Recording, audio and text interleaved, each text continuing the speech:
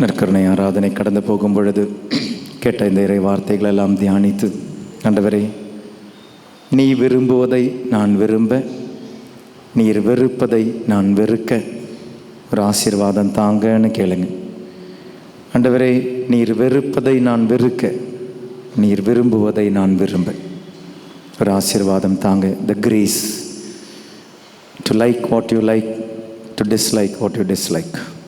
அந்த ஆசீர்வாதத்தை கேட்டு நற்கருணை ஆராதனையின் கீதத்தை பாடுவோம்.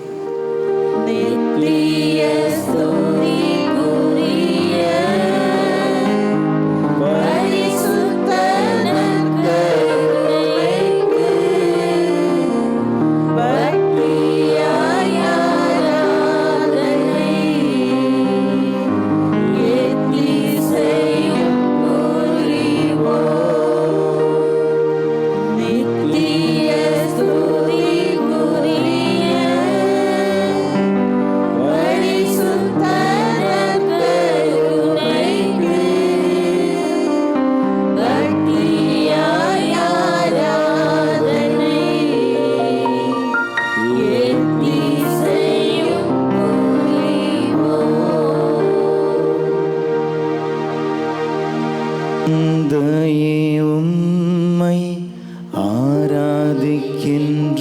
வாழ்வை வாழ்வை உமக்கு அளிக்கின்றோம். உம்மை உம்மை அன்பு செய்கின்றோம். இயேசுவே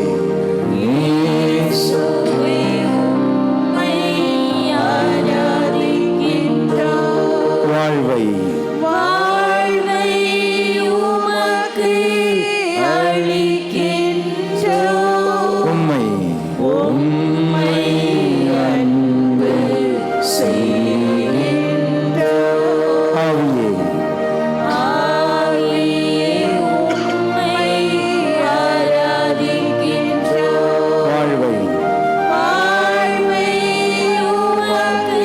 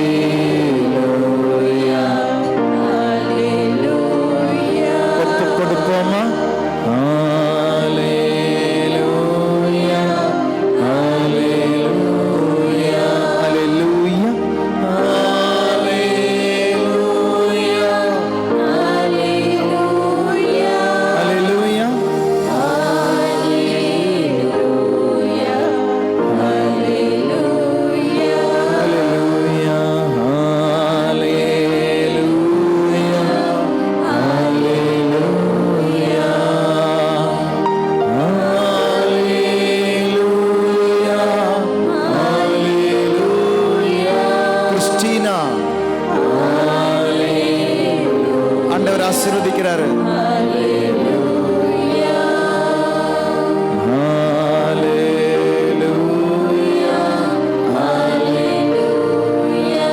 ஜெரோம் ஆண்டவர் ஆசீர்வதிக்கிறாரு.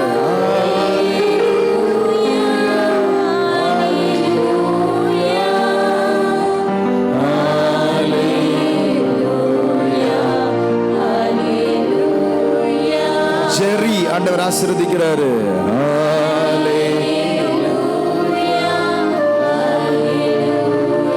நெப்போலியன் ஆண்டவர் ஆசீர்வதிக்கிறாரு.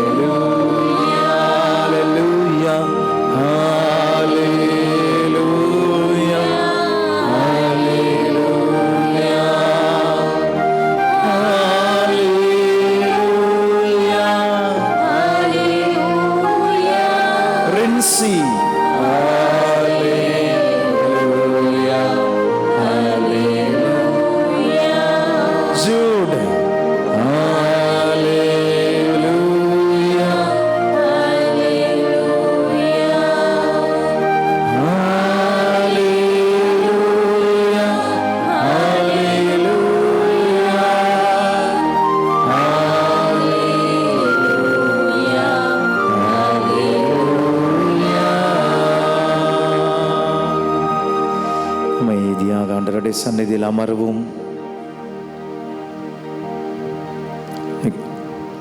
உட்காருங்க. சேர்லையோ கீழையோ நற்கருணை ஆண்டவரை பார்த்த மிதம்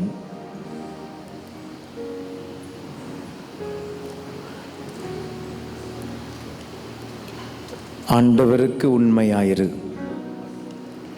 ஆண்டவருக்கு உண்மையான பதிலை சொல்லு. வாழ்க்கையில் இத்தனை வருஷம் வாழ்ந்திருக்கிறீங்க. வாழ்க்கையில் எடுத்த முடிவுகள் உள்ளத்திலிருந்து வந்தது. ஆனால் அந்த முடிவுகள் நீ எடுத்த பொழுது அந்த முடிவுகளுக்கு காரணங்கள் என்ன? அதை கட்டுப்படுத்தியது யாரு? எது? யோசிச்சு பாரு. நீ பேசின நிறைய பேச்சுக்கள் உண்டு, நீ பயன்படுத்திய நிறைய வார்த்தைகள் உண்டு, உன்னுடைய கேரக்டர், நீ சொன்ன நிறைய இயல்புகள் உண்டு. இது எங்கிருந்து வந்தது? யார், எது உன்னை கட்டுப்படுத்தியது? சில டைம் பாவங்கள் மட்டும் கிடையாதுங்க, பயங்கள். ஏன் பயந்த நீ? மரண பயம் இருக்காம். சிலவங்களுக்கு உணவு சாப்பிட பயம் இருக்கு. உணவு டயட் அப்படின்னு சொல்லி சாப்பிட மாட்டீங்க. நிறைய ஸ்கூல் பசங்க, எனக்கு தெரிஞ்ச ஒரு அம்மா சொன்னாங்க, ஃபாதர் என் பொண்ணு 7th ஸ்டாண்டர்ட் படிக்கிறான், ஆனால் சாப்பிட மாட்டேங்கிறான்.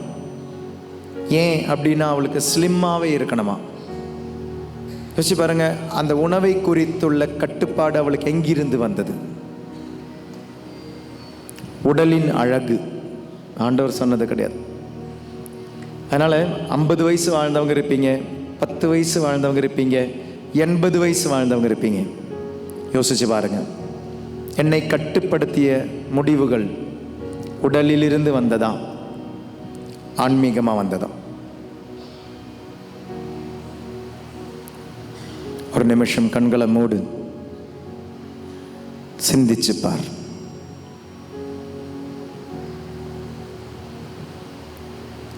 I took decisions from my mind, but what were the controlling factors for these decisions? என்னை கட்டுப்படுத்திய சிந்தனைகள் என்ன? என் செயல்களை கட்டுப்படுத்தியது யார்? என்ன? என் சொற்களை கட்டுப்படுத்தியது யார்? என்ன?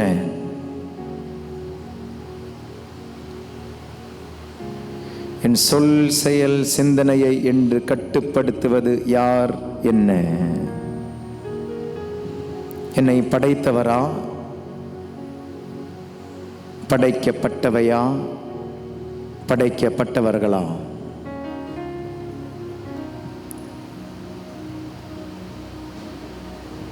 என்னுடைய ஒழுக்க நெறிகள் என்ன? What is my morality?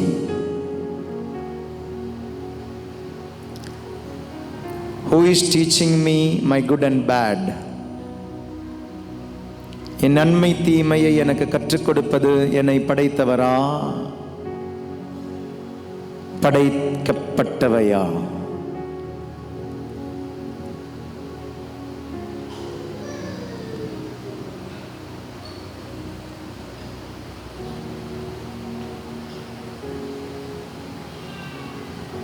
மன்னிப்பு கேளு.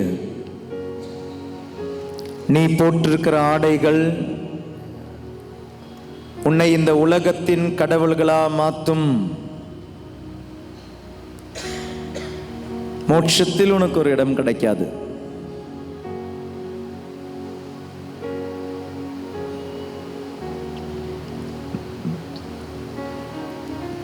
உலக வாழ்க்கையை, அந்த வாழ்க்கையை தந்தவரிடமிருந்து பெற்றுக்கொள்.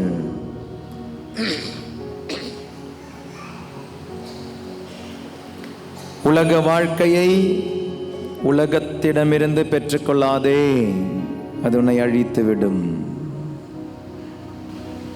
ஆண்டவருடைய கண்களிலிருந்து உன் உள்ளத்தையும் உடலையும் பாரு.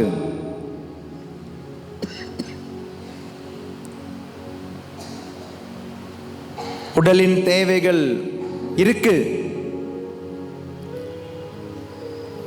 அந்த உடலின் தேவையில் ஆண்டவர் விரும்புவது என்ன, ஆண்டவர் வெறுப்பது என்ன? ஆண்டவர் வெறுக்கிறத நீ விரும்புறியா? ஆண்டவர் விரும்புறத நீ வெறுக்கிறியா?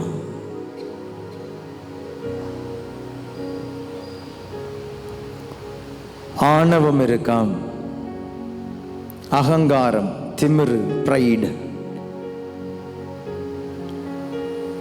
உன் பணத்தை வைத்து, குடும்ப மகிமையை வைத்து, என் வீட்டில் என் குடும்பத்தில் பிஷப் இருக்கிறார், ஃபாதர் இருக்கிறாங்க, சிஸ்டர்ஸ் இருக்கிறாங்க, குடும்ப மகிமைகள், பலவிதத்தில் உண்டு ஆணவம். சிந்தித்து பார். மற்றவரை காயப்படுத்தும்படி உன்னுடைய ஆணவம் இருந்திருக்கும் கண்டிப்பா. மனம் திரும்பு என் மகனே, உன் பாவத்திற்காக மனம் திரும்பு, மனம் திரும்பு என் மகனே, உன் பாவத்திற்காக மனம் திரும்பு. திரும்பி வா, திரும்பி வா. மனிதனே, நீ மண்ணாக இருக்கின்றாய், மண்ணுக்கே திரும்புவாய். மறவாதே என்றும், மறவாதே, மறவாதே மனிதனே.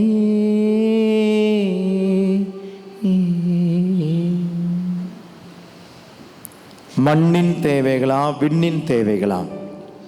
மண்ணின் நெறியா, விண்ணின் நெறியா? மண்ணின் ஆட்சியா, விண்ணின் ஆட்சியா?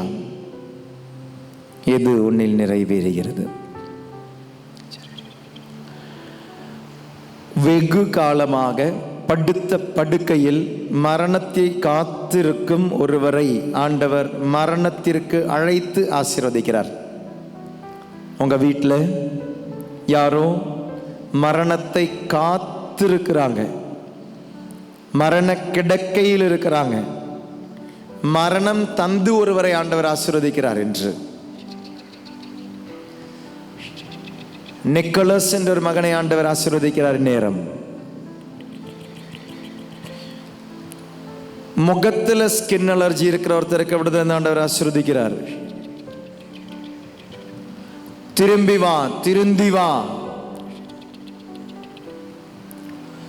ஒயிட் பேச்சஸ் உடம்புல ஆரம்பிச்சிருக்கிற ஒருத்தருக்கு விடுதலை தந்த ஆண்டவர் ஆசீர்வதிக்கிறார். மனிதனாகு, மனிதனாகு. மனிதனுக்குரிய உடலை ஆண்டவர் தருகிறார். கிறிஸ்டி என்ற ஒருவரை ஆண்டவர் ஆசீர்வதிக்கிறார்.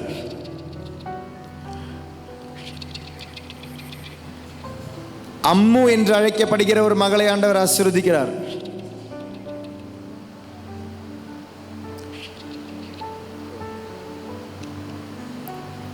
டிரைவிங் லைசன்ஸுக்காக ரெண்டு முறை போய் தோல்வி அடைந்த ஒருவரை ஆண்டவர் ஆசீர்வதிக்கிறார் வித் டிரைவிங் லைசன்ஸ்.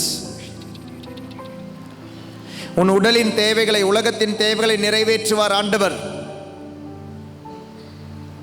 ஆண்டவரின் குரலுக்கு செவி கொடு. உன் உடல், உன் உள்ளம், உன் ஆன்மா ஆண்டவருக்குரியது. கீழ்ப்படிந்து பார். சாபங்கள், பாவங்கள், காயங்கள், பயங்களிலிருந்து விடுதலை தருகிறார் ஆண்டவர். மனிதா, திரும்பி வா, திரும்பி வா. மன்னிப்பு கேளு. ஆணவத்தின் நேரத்திற்காக மன்னிப்பு கேளு. ஆணவத்தால் பிறரை காயப்படுத்தியதற்காக மன்னிப்பு கேளு. உன் அகங்காரத்தை நினைத்து மன்னிப்பு கேளு. காம சிந்தனைகள் மனிதனுக்கு தேவையானது. அளவுக்கு மிஞ்சின பொழுது தலையான பாவமாக மாறியது. அது எங்கும் காமம், எதிலும் காமம். அடக்க முடியல, உடல் உன்னை அடக்குது. மன்னிப்பு கேளு. ஆண்டவர் உன் உடலை கட்டுப்படுத்துறாரா? ஆன்மா உன் உடலை கட்டுப்படுத்தா? உன் உடல் இச்சைகள் உன்னை கட்டுப்படுத்தா? சிந்தித்து பார். Where are you taking the control from? Where are you taking the instructions from? கட்டளைகளையும் கட்டுப்பாடுகளையும் எங்கிருந்து பெறுகிறாய்? ஆன்மாவில் இருந்தா, உடலில் இருந்தா, உடலின் இச்சைகளில் இருந்தா? உள்ளம் எடுக்கும் முடிவுகள் எங்கிருந்து? எதனோடு சார்ந்துள்ளது உன்னுடைய உள்ளம்? ஆன்மாவோடா, உடலோடா? ஆண்டவர் விரும்புவதை விரும்புகிறாயா? ஆண்டவர் வெறுக்கிறதை நீயும் வெறுக்கிறாயா? ஆண்டவர் விரும்புவதை வெறுக்கிறாயா? ஆண்டவர் வெறுப்பதை விரும்புகிறாயா?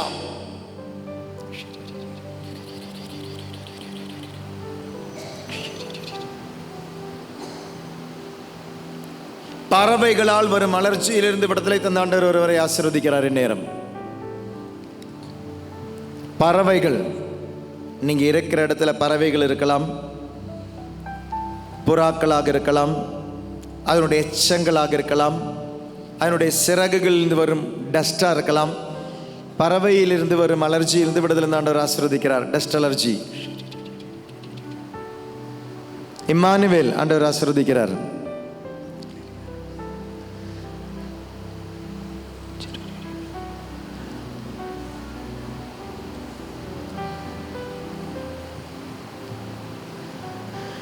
உயிர்த்த என் இறைவன் என்னை தேடி வந்தார். என் நம்பிக்கை நலமானது, ஒருபோதும் இனி நான் ஐயம் கொள்ள மாட்டேன். என் ஆண்டவரின் வழி தொட்டு நடப்பேன். என் ஆண்டவரே என் தேவனே, நீரே என் கடவுள். பாடுவோமா? என் ஆண்டவரே, என் ஆண்டவர், என் தேவனே, என் தேவ, நீரே நீரே என் ஆண்டவரே, என் ஆண்டவரே, என் தேவனே, நீரே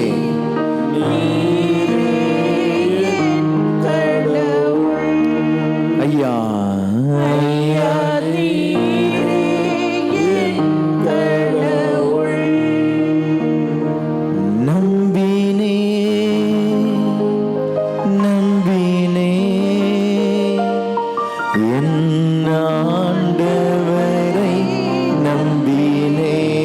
பாடுவோமா? நம்பினேன் நம்பினேன் என் ஆண்டவரை, என் ஆண்டவரை நம்பினேன். உறுதியா சொல்லுவோமா? நம்பினேன் நம்பினேன் என் ஆண்டவரை நம்பினேன். உயிர்த்த என் இறைவன், உயிர்த்த என் இறைவன் என்னை தேடி வந்தார். என் நம்பிக்கை நலமானது, என் நம்பிக்கை ஒருபோதும் இனி நான் ஐயம் கொள்ள மாட்டேன், ஐயம் கொள்ள மாட்டேன். என் ஆண்டவரின் வழி தொட்டு நடப்பேன். என் ஆண்டவரின் வழி தொட்டு நடப்பேன். என் ஆண்டவரே, என் தேவனே, என்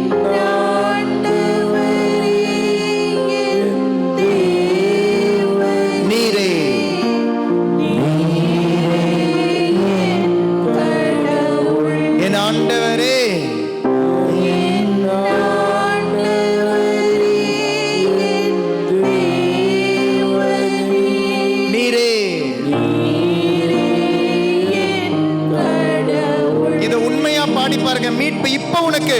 என் ஆண்டவரே, நீரே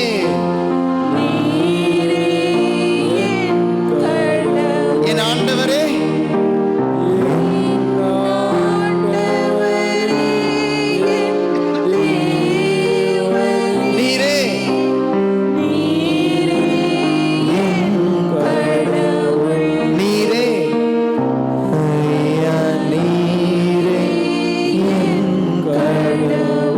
நம்பினேன். மல்லிகா ஆண்டவர் ஆசீர்வதிக்கிறார். நம்பினேன் என் ஆண்டவரை.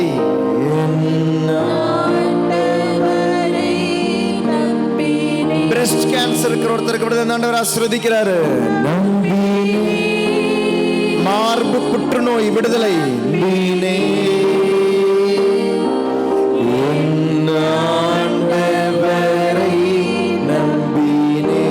நம்பினேன், நம்பினேன்,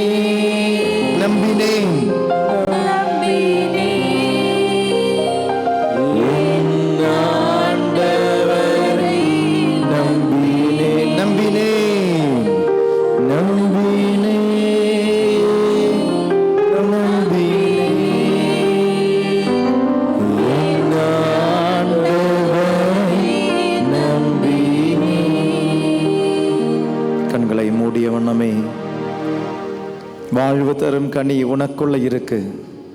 By baptism you received it. By confession you are receiving it. By confirmation you received it. By Eucharist you are receiving it. The grace, கிருபை, அருள் ஆண்டவர் தருவது, இயேசு தருவது. திருச்சட்டம் மோசே தந்தது. அந்த திருச்சட்டத்தை கஷ்டப்பட்டு ஃபாலோ பண்ணிக்கிட்டு இருக்கிறோம். இன்னைக்கு பொய் சொல்லாம இருக்க முடியல, கண்ணால் செயலால் விபச்சாரம் செய்யாம இருக்க முடியல, புரணி பேசாம இருக்க முடியல,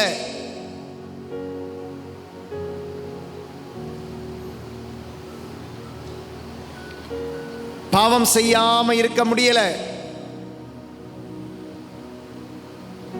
மனிதா, உனக்கு கொடுக்கப்பட்டது அருள். 33 வருடங்கள் இயேசு வாழ்ந்து காண்பித்தார்.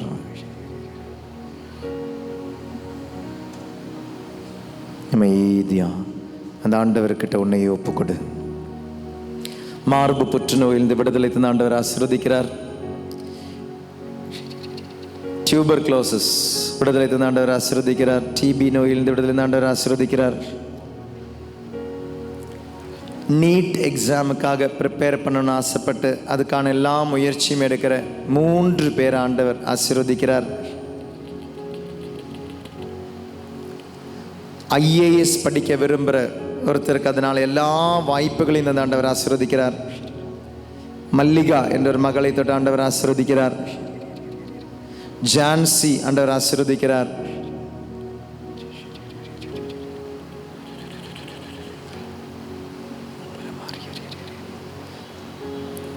நம்பு, நம்பு, நம்பு.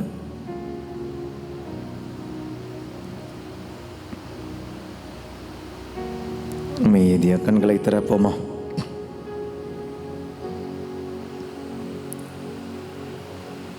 பார்ந்தவர்களே, ஆண்டவரை நம்பும் பொழுது பைபிள் ரொம்ப கிளியரா சொல்லுது. பழைய ஏற்பாடு திருச்சட்டம் கொடுக்கப்பட்டது.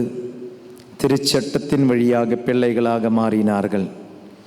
புதிய ஏற்பாடில் இயேசு கிறிஸ்து வந்தார். அந்த இயேசு கிறிஸ்துவை நம்பினால் போதும் நீங்கள் கடவுளின் பிள்ளையாக மாறுவீர்கள். யோவான் 1:12 அவரை ஏற்றுக்கொண்டவருக்கும் அவரை நம்பினவருக்கும் கடவுளின் பிள்ளைகளாக உரிமையை அவர் அளித்தார்.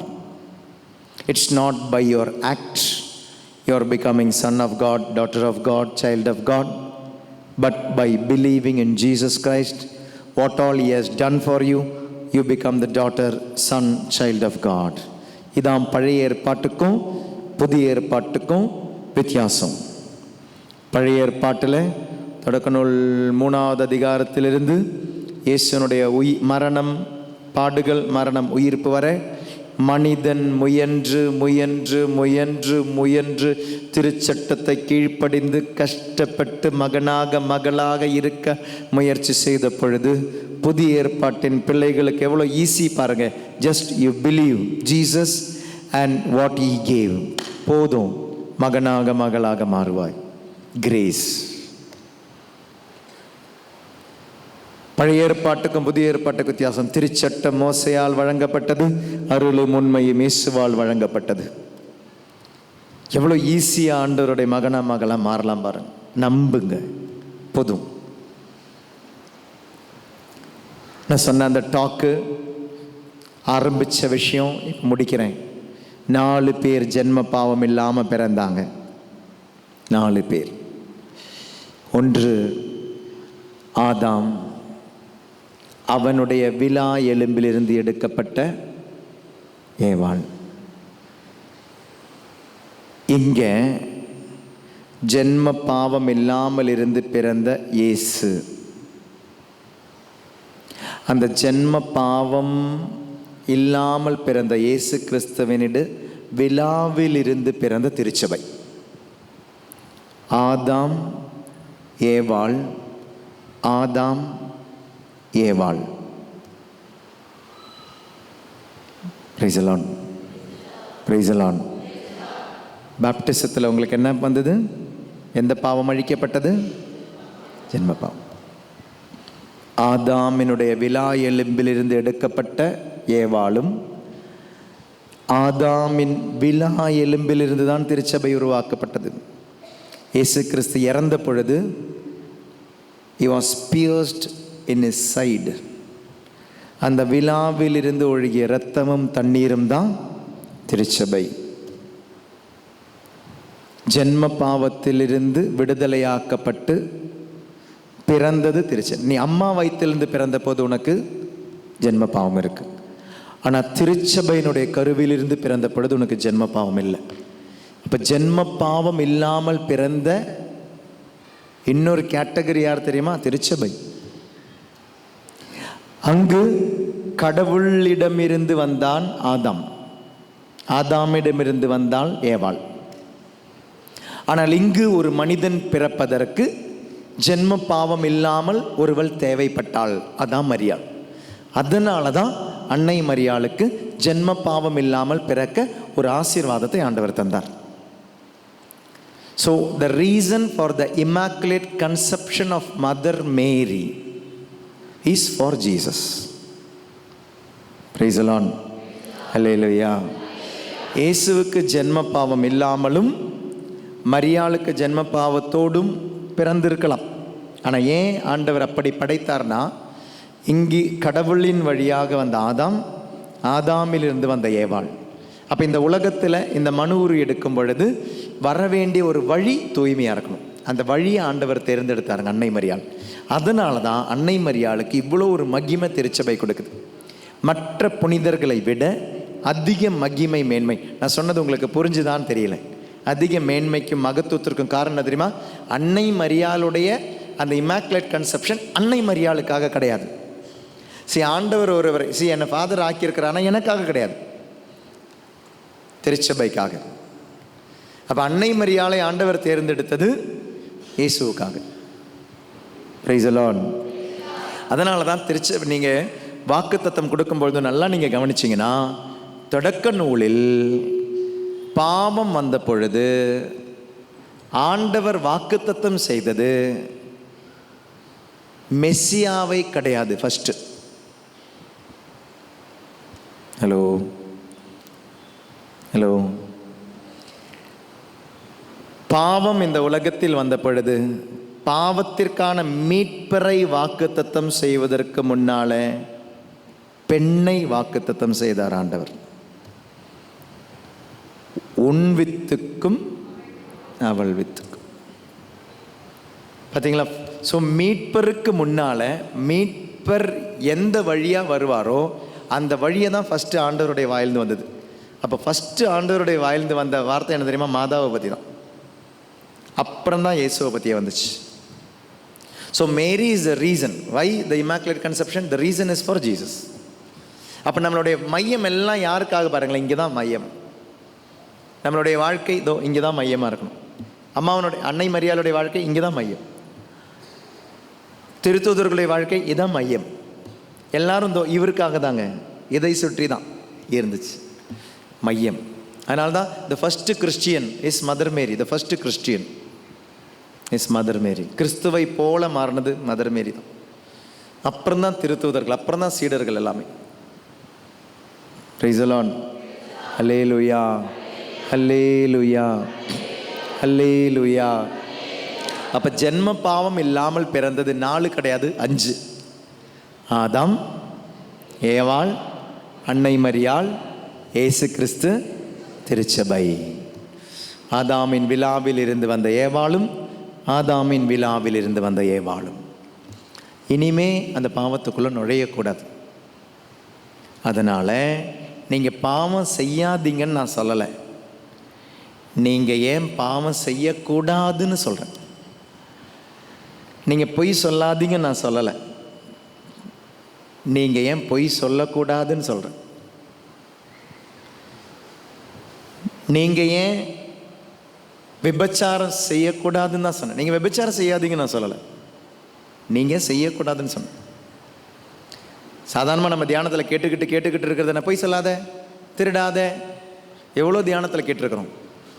ஆனால் தயவு செய்து புரிஞ்சுக்கோங்க, நீங்கள் ஏன் செய்யக்கூடாது? உங்களுடைய ஆன்மா தூய்மையாக்கப்பட்டது.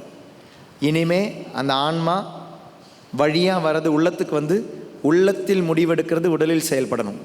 உடலில் இருந்து அல்ல உள்ளம் செயல்பட வேண்டியது. Praise the lord. Hallelujah, hallelujah. எவ்வளோ ஒரு முக்கியமான இடத்துல இருக்கிறோம் பேப்டிசம் வழியாக. எவ்வளோ முக்கியமான ஒரு பொறுப்பில் இருக்கிறோம் பேப்டிசம் வழியாக. இன்றைக்கி நம்மளே நல்ல நேரம் பார்த்துக்கிட்டு, நம்மளே ராசி பார்த்துக்கிட்டு, நம்மளே சகுனம் பார்த்துக்கிட்டு இருக்கும்போது யோசிச்சு பாருங்கள், இங்கிருந்து இல்லாமல் இங்கிருந்து வாழ்கிறீங்க. பேப்டிசம் வழியாக இங்கிருந்து வாழ உங்களை ஆண்டவர் ஆசீர்வதிச்சிட்டார். இனியும் நீங்கள் இங்கிருந்தான் வாழ்வீங்கன்னா,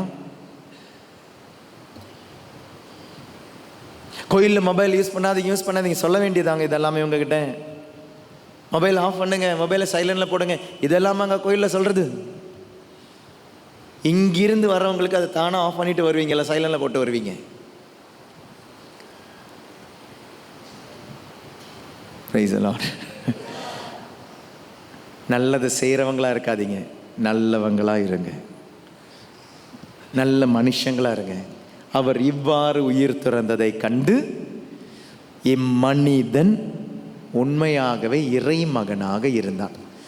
நீங்கள் இவ்வாறு உங்கள் ஸ்கூலில், உங்கள் காலேஜில், நீங்கள் இருக்கிற வீட்டில், உங்கள் குடும்பத்தில், நீங்கள் வேலை செய்கிற இடத்துல, நீங்கள் வர திருச்சபையில் பங்கில் உங்களுடைய பேச்சை கேட்டு, உங்களுடைய வார்த்தைகள், உங்களுடைய சிந்தனைகள், உங்களுடைய ஒழுக்கங்கள், இதை பார்க்கும் பொழுது மனுஷங்க சொல்லணும், இம்மனிதன் உண்மையாகவே இறை மகள், இம்மனிதன் உண்மையாகவே இறை மகன் அப்படின்னு சொல்கிற அளவுக்கு வாழணும்னு இயேசு சொல்கிறார். கிறிஸ்துவை போல மாறுவோம். அதனால் 10 கட்டளைகளை கீழ்ப்படிங்கன்னு சொல்ல மாட்டேன். 10 கட்டளை உங்களை இயல்பாக மாறட்டும்னு சொல்கிறேன். Praise the lord. ஹல்லேலூயா. யூடியூப்பில் தப்பான வீடியோ பார்க்காதீங்கன்னு நான் சொல்ல மாட்டேன். உங்களுக்கு பார்க்கவே தோணக்கூடாதுன்னு சொல்கிறேன். ஏன் நீங்கள் பார்க்கக்கூடாதுன்னு சொல்கிறேன். இயல்பே மாறணும்னு சொல்கிறேன். செயல் மாறணும்னு சொல்லலை, இயல்பு மாறணும். இயல்பு மாறணும். புறணி பேசாதீங்கன்னு நான் சொல்லலை, அந்த பேசுகிற இயல்பு மாறணும்னு சொல்லிட்டு இருந்தேன். பேப்டிசம் வழியாக இயல்பை மாற்றினார். ஆனால் திரும்பவும் நம்ம இந்த இயல்பில் வாழ்ந்துக்கிட்டு இருக்கிறோம். கடவுளின் ஆவியிலிருந்து பிறந்தோம், கடவுளால் இயக்கப்பட வேண்டியவர்கள் ஊனியல்பில் இன்றும் செயல்பட்டு கொண்டிருக்கிறோம். சண்டை சச்சரவு, கோயிலில் வந்தால் சண்டை, பங்கில் வந்தால் சண்டை, பலதுக்கும் சண்டை, வீட்டுக்கு போனால் சண்டை, குடும்பத்துக்கு போனால் சண்டை, நகைக்காக சண்டை, நிலத்துக்காக சண்டை, அண்ணன் கூட சண்டை, அப்பா கூட சண்டை, ஏமாற்றி சொத்தை வாங்கிறது. இது கிறிஸ்துவை அறிந்த ஒருவன் வாழ வேண்டிய வாழ்க்கை கிடையாது.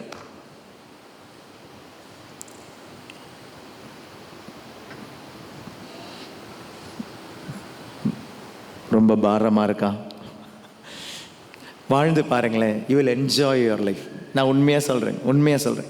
வாழ்ந்து பாருங்கள். You will enjoy your life. அதில் கிடைக்கிற அந்த நிம்மதி, இவர் கூட இருக்கும்போது கிடைக்கிற அந்த அமைதி. ஆண்டவர் சொன்னார்ல, நான் உனக்கு தரும் அமைதி உலகம் தராது. Live for Jesus, the one who tight for you. உனக்காக இறந்தவருக்காக வாழ்ந்து பார். அந்த கிடைக்கிற ஒரு அமைதி நமக்கு வேறு எங்கும் கிடைக்காது. ஆண்டவர் உன்னை நிறைவாக முழுமையாக ஆசீர்வதிக்கட்டும். அப்பான்ற ஒரு ஆசீர்வாதத்தை வாங்குவோம். ஆண்டவருடைய ஆசீர்வாதத்தை பெறும் பொழுது இது ஒரு அப்பாவனுடைய ஆசீர்வாதம். திரும்ப அப்பாவனுடைய மகளாக வருவதற்கான ஒரு ஆசீர்வாதத்தை கேளுங்க. அந்த ஒரு கண்ணீரோட பாவ சங்கீர்த்தனத்துக்கு போகும் பொழுது at least you should have a drop of tears. ஒரு சொட்டு கண்ணீராவது வேணும். சும்மா போய் பாவ சங்கீதம் செஞ்சுட்டு வராது. எப்படி வாழ வேண்டியனா எப்படி வாழ்ந்துக்கிட்டு இருக்கிறேன். எனக்காக வாழ்க்கையே திட்டமாக மாற்றினார். நற்கருணை அப்படின்றது அதனோட ஒரு திட்டம். இப்படி வந்தவர். இன்னொரு தோட்டம் நான் சொல்ல மறந்துட்டேன். ரெவலேஷன் 21 அந்த தோட்டம் முடியுதுங்க. திருவெளிப்பாடு 21 அந்த தோட்டம் முடியுது. அந்த தோட்டம் மீண்டும் விண்ணகத்தில் எல்லாரும் ஒன்றாக இருக்கிற அந்த ஒரு தோட்டம். அப்போ தொடக்க நூலில் 3வது அதிகாரத்தில் வந்த தோட்டம் இல்லை, 1வது அதிகாரத்தில் வந்த தோட்டம், 2வது அதிகாரத்தில் இருக்கிற தோட்டம், 3வது அதிகாரத்தில் பாவத்தின் தோட்டமாக மாறியது, மார்க் 14 துன்பத்தின் தோட்டமாக மாறியது, மார்க் 16 அடக்கத்தின் தோட்டமாக மாறியது, திருவெளிப்பாடு 21 அந்த தோட்டம் விண்ணகத்தில் காணப்படுகிறது. அப்படி 4 கார்டன் பைபிளில் இருக்குது. இதனால தான் அங்கே பைபிள் எழுதுனது மனுஷங்க கிடையாது. பாருங்கள், தொடக்க நூல் 1வது அதிகாரத்திலிருந்து திருவெளிப்பாடு 21வது அதிகாரத்து வரை அந்த தோட்டம் வருது. பார்த்தீங்களா? அப்போ இதுக்கு கனெக்ஷன் கொடுத்தது யார்? ஹோலி ஸ்பிரிட். எழுத வச்சார் ஒவ்வொரு மனுஷனே வச்சு.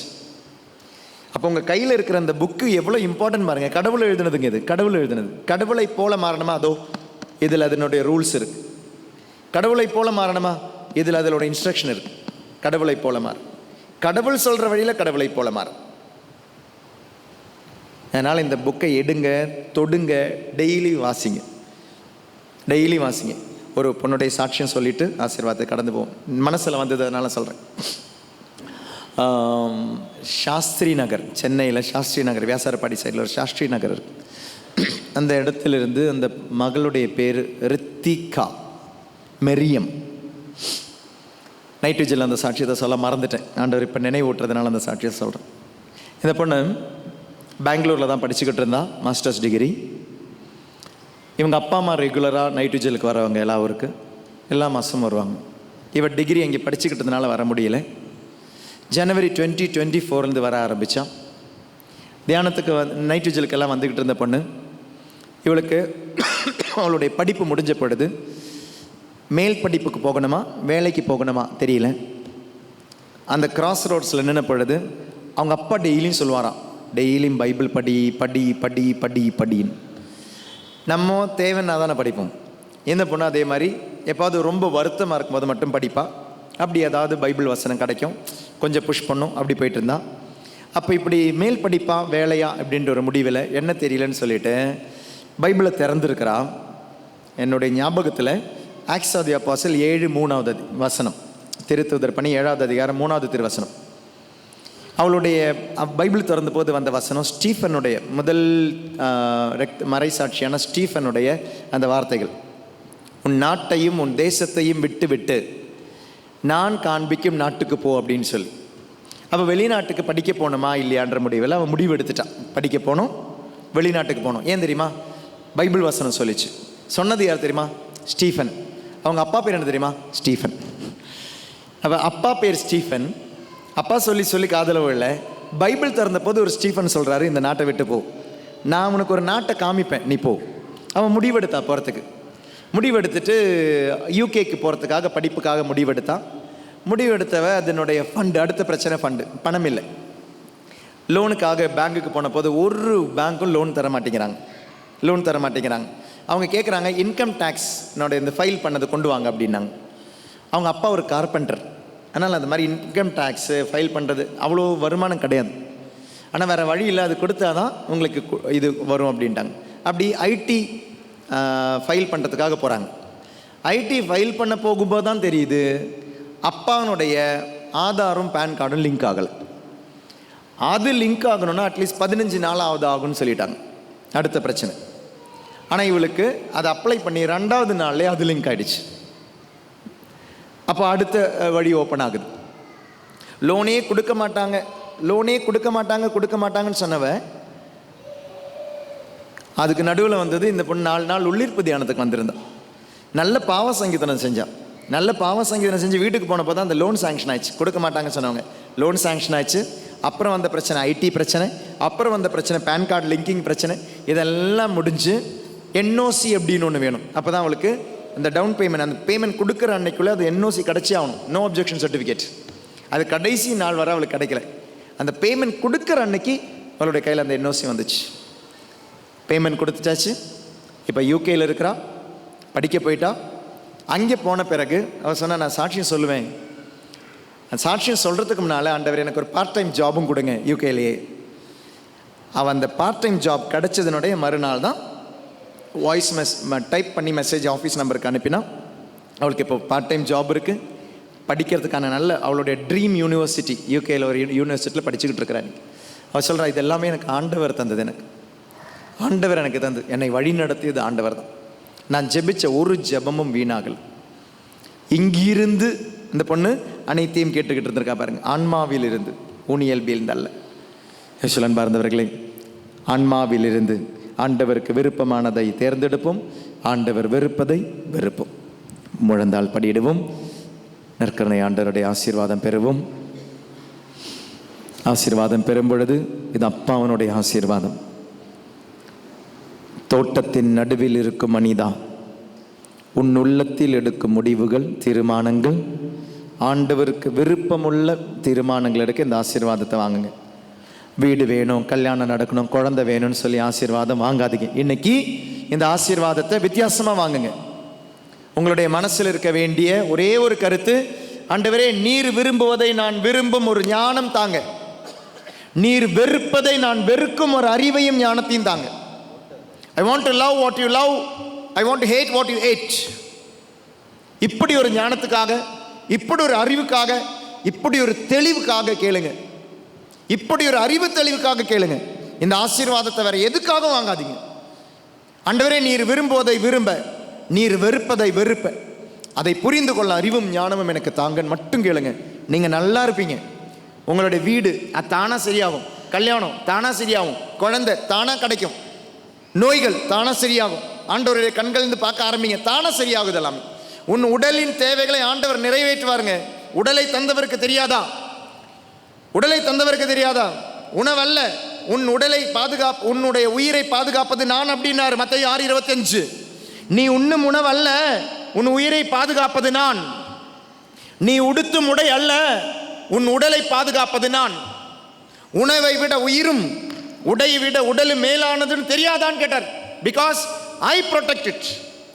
உணவை நீ சூஸ் பண்ற, உடையை நீ சூஸ் பண்ற, ஆனா உயிரை நான் பாதுகாக்கிறேன். ஆனா உன் உடலை நான் பாதுகாக்கிறேன். Give the control in his hands. சேஃபாக இருப்பீங்க, பாதுகாப்பாக இருப்பீங்க. மாண்புயர் கீதம் பாடி ஆண்டவருடைய ஆசீர்வாதத்திற்கு தயார் செய்வோம். நன்றி மட்டும் சொல்லுங்க. ஆண்டவரே நன்றி, இவ்வளோ பெரிய நன்மையை செஞ்சீரே, நன்றி ஆண்டவரே, நன்றி நன்றி ஆண்டவரே, நன்றின்னு மட்டும் சொல்லி இந்த ஆசீர்வாதத்தை பெறுவோம். மாண்புயர் கீதம் பாடுவோம். ஆண்டவரே நீர் விரும்புவதை விரும்பும் ஒரு அறிவு, நீர் வெறுப்பதை வெறுக்கும் ஒரு அறிவை தந்து ஆசீர்வதிங்க.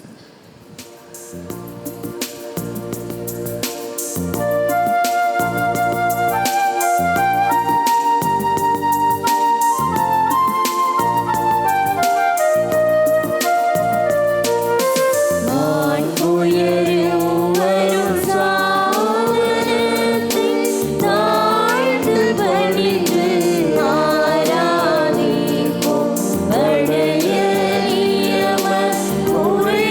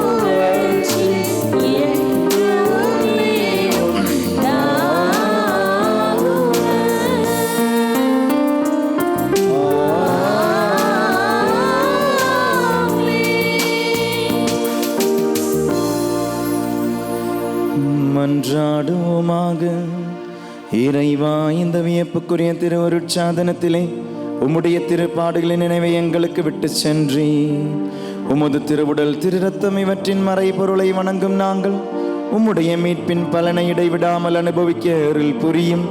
தந்தையாகிய இறைவனோடு தூய ஆவியின் ஒன்றிப்பில் என்றென்றும் வாழ்ந்து ஆட்சி செய்கின்ற அவர் வழியாக உம்மை மன்றாடுகின்றோம்.